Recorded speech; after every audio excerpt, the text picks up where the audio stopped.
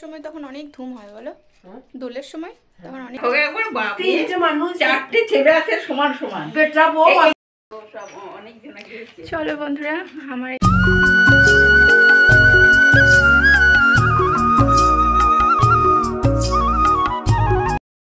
Hello বন্ধুরা, good afternoon. সবাই কেমন আছো? আমার চ্যানেলে প্রত্যেকে অনেক অনেক ওয়েলকাম আর অনেক ভালোবাসা। তোমরা দেখে নিশ্চয় ভাবছো যে এখন আমি কোথায় আছি। আমি আছি বাবার বাড়িতে, ওই শিবরাত্রিতেই এসছি, তো তখন থেকে আছি, এখনও যাইনি। আর এই যে এই হচ্ছে আমাদের গ্রাম, একটু ঘুরতে বেরিয়েছি, তো এখন ঘোরা হচ্ছে। যাব একটা মন্দির, মানে গোসাই মন্দির, তো সেখানে গিয়ে তোমাদের সঙ্গে দেখা হচ্ছে। আর এই দেখো, এটা আমাদের গ্রামের রাস্তা, এই দেখো আমাদের গ্রামটা। আর এই যে হচ্ছে এটা একটা ঘাট, এটা লীলাবতী ঘাট। ঘাটের নাম দেখেছো, লীলাবতী।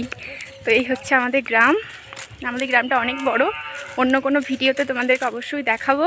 এখন আপাতত যেটুকু দেখাচ্ছি সেটুকুই দেখো।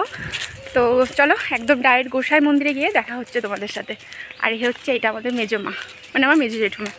আর এই যে দেখতে পাচ্ছ, এখানে নিশ্চয়ই আগের ভিডিওতে দেখেছো দিদির জন্মদিনের দিন যে ব্লগটা পোস্ট করেছিলাম, সেই ভিডিওতে তোমরা তো দেখেইছো। এটা হচ্ছে আমার ভাইপো। তো চলো একদম গোসাই মন্দিরে গিয়ে তোমাদের সাথে দেখা হচ্ছে। আর এই দেখো, আমরা এই রাস্তার কাছাকাছি তো অনেকটাই চলে এসেছি, এই রাস্তাতে যাচ্ছি। আর এই দিকটা দেখো, পুরো মাঠের সাইড, এদিকটা শুধু মাঠ আর মাঠ। আর আজকে জানো তো অনেকটা গরমও লাগছে, মানে গরমটা খুব তাড়াতাড়ি মনে হচ্ছে পড়ে গেল। আজকে ভালোই গরম লাগছে।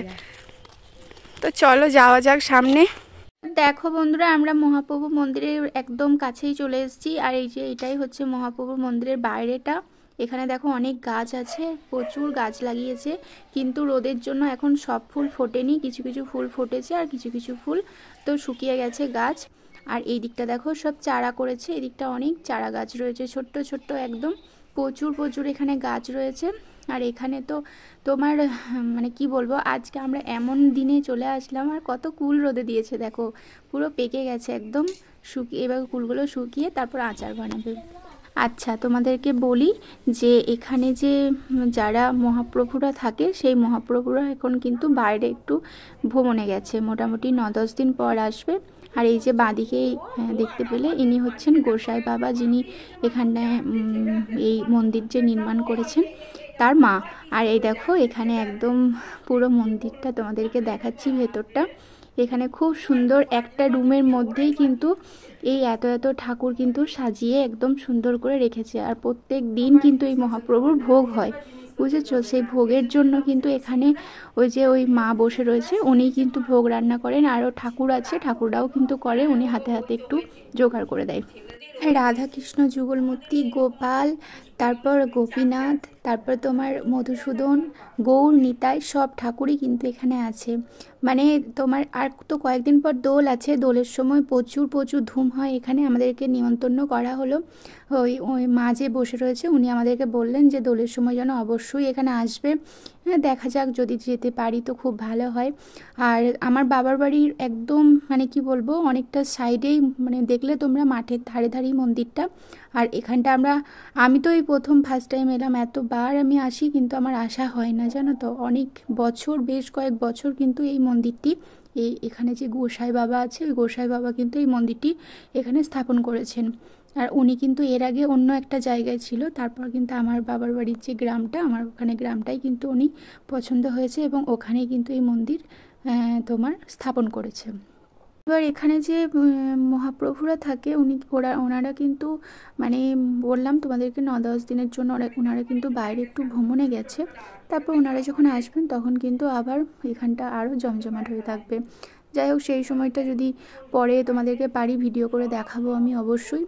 আর এখানে দেখো অনেক সুন্দর সুন্দর, মানে এই রাধাকৃষ্ণ, গোপাল, তারপর গৌর, নিতাই, তারপর হচ্ছে যুগলমূর্তি রাধাকৃষ্ণের, মধুসূদন, এই সমস্ত ঠাকুর কিন্তু দেখতে। এই গোপাল থাকলে কি ভালো লাগে বলো। এই গোপাল দেখো কি সুন্দর বসে আছে, আর কৃষ্ণ দেখো বাঁশি হাতে, আর মা রাধা তো একদম পুরো বেনুনি করে বসে আছে। এই মূর্তিগুলো দেখতে কি সুন্দর লাগে না, কত অপূর্ব লাগে। তারপর দেখো এই পাশের রুমটা তোমাদেরকে দেখাচ্ছি ঘুরিয়ে। এইখানটায় হচ্ছে ওই মহাপ্রভুরা এনারা এখানে কিন্তু থাকেন, আর তার সাথে ওই মাও কিন্তু থাকে। আর এখানে ওটা ওদের শোয়ার রুম। এই বাড়িটি হচ্ছে একতলা বাড়ি, তার মধ্যে দুটি রুম আছে। একটা রুমে তো ঠাকুর আছে, আর একটা রুমে কিন্তু ওনারা থাকে, শোয় এখানে, ঘুমায় এখানে, থাকে এখানে। কিন্তু খাট, ফার্নিচার, সোফা সব রকমটাই আছে। চলো এর পাশটা তোমাদেরকে দেখা। এটা হচ্ছে ডাইনিংটা। এখানে কিন্তু অনেক রকম, এই যে শোকেসটা দেখলে, এই শোকেসে কিন্তু অনেক কিছু ভাগবাদ রয়েছে। এখানে ওনারা তো পড়াশোনা করেন, এবং ওনারা কি করবে সারাদিন, ওনারা তো এইসব ভাগবত পড়তে থাকে। বিভিন্ন রকম বই, ভালো গল্পের বই, সব রকমটা ওনারা তো পড়তে থাকেন। ওদের তো অনেক জ্ঞানেরও প্রয়োজন। ঠাকুর, যারা ঠাকুর দেবতা নিয়ে থাকে তাদের তো মানে কি বলবো, তারা কিন্তু বেশিরভাগ টাইমই বইয়ের ওপর ধ্যানটা দেয়। আচ্ছা বন্ধুরা, তোমরা দেখতে পাচ্ছ ইনি হচ্ছেন ইস্কনের গুরুজি। তো ইনার ফটোটা তোমাদেরকে দেখিয়ে দিলাম। চলো বন্ধুরা, আমার এখানে তো দর্শন হয়ে গেল, এবার বাড়ি ফিরছি। আর এবার বাড়ির দিকে চলে যাই। কই আয় আয় দেবতনু, দেখছো এই ছেলেটা কি দুষ্টু। দোলের সময় তখন অনেক ধুম হয়, বলো? দোলের সময় তখন অনেক ধুম হবে।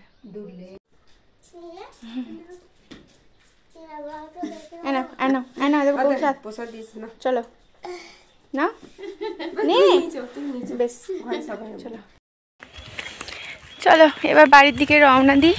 এদিকে মহাপ্রভুর মানে দর্শন হয়ে গেল, এবার যাচ্ছি বাড়ি। আর প্রচণ্ড রোদ বাইরে, এত রোদ আজকে, প্রচণ্ড গরম লাগছে। চলো এবার বাড়িতে একদম চলে যাই। মেয়েটা উঠে গেছে, মেয়েটাকে নিয়ে আসিনি এত রোদের জন্য, ও বাড়িতেই আছে, ঘুমাচ্ছিল। এবার মা ফোনও করলো, উঠে গেছে। এবার চলো বাড়ি যাওয়া যাক। আচ্ছা বন্ধুরা, মহাপ্রভুর মন্দির দর্শনের ভিডিওটি তোমাদের কতটা ভালো লেগেছে প্রত্যেককে জানিও। আর অবশ্যই আমার পাশে থেকো, সাথে থেকো, তোমরা ভালো থেকো। নেক্সট ভিডিওতে খুব তাড়াতাড়ি তোমাদের সাথে দেখা হচ্ছে। আবার একটা নতুন ভিডিও আনতে চলেছি। চলো টাটা।